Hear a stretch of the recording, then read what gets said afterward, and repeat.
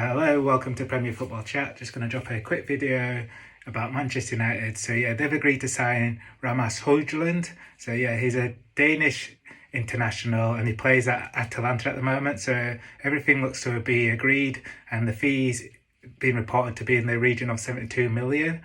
So yeah, about him, he's quite young. I think he's about 20 years old.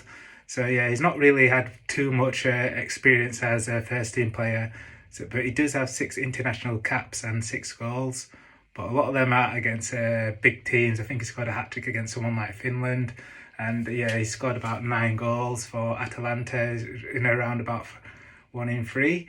So yeah, he's being compared to Haaland. But for me, the only comparison is that they're both from a similar place in the world, and also they've got a similar sounding surname, both got blonde hair, but that's as much as a comparison ends, because when Haaland was at the likes of Dortmund, he was banging in the Champions League, and yeah, he was already one of those who tipped for the future to be a top player, whereas this Hojlund guy, to be honest, I hadn't heard of him at all, so I don't know how he's going to get on.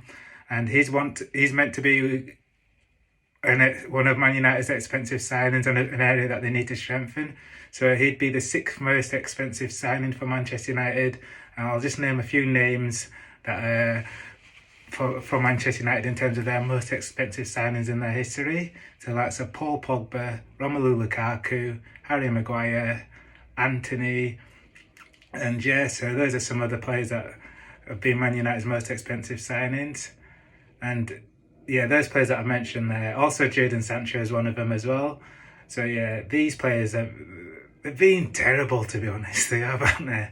Lukaku, he was shocking in second season. He had a good first season, but that first touch, man, terrible.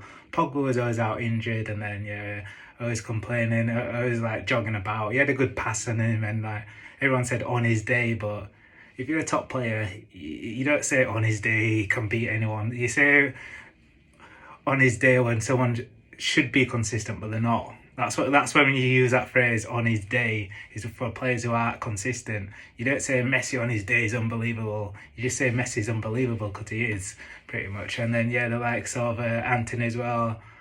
Man, he's playing at the top level and he's one-footed. How can you be one-footed at the top level, man? You've got to be using both feet. So yeah, he's not being as consistent as he should have been. Jadon Sancho, for me, he's a cage baller, and he's one of them five-a-side free ballers. So yeah, he's not doing it at the moment at Man United. So yeah, Hojlund will need to break the mould and like look to be one of Man United's first expensive signings that have actually done something since Sir Alex Ferguson. So it'll be interesting to see how he gets on. And yeah, it is an area that Man United need to strengthen. And yeah, there have been talks about the likes of McTominay, Fred, Maguire, Donny van der Beek potentially moving on as well. So it'd be interesting to see which one of those move, who stays. And yeah, Man United are being touted to sign Amrabat. So you might remember him from Morocco. He was outstanding in the World Cup. He was just everywhere in that midfield. And yeah, he plays for Fiorentina. So yeah, he's been widely touted as a player to come in for Man United, which I think that would be a brilliant signing, to be honest. Yeah, I'm not sure about this Hojlund. I don't know much about him, to be honest. So yeah, I haven't heard anything about him. 72 million, that's a lot of money, to be honest.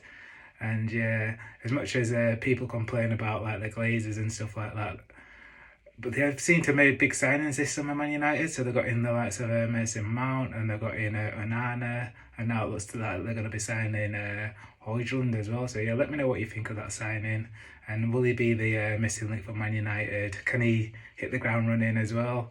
Will he score enough goals in the Premier League and Champions League for Man United to mount a challenge? So yeah, let me know what you think. Hit that like button and subscribe.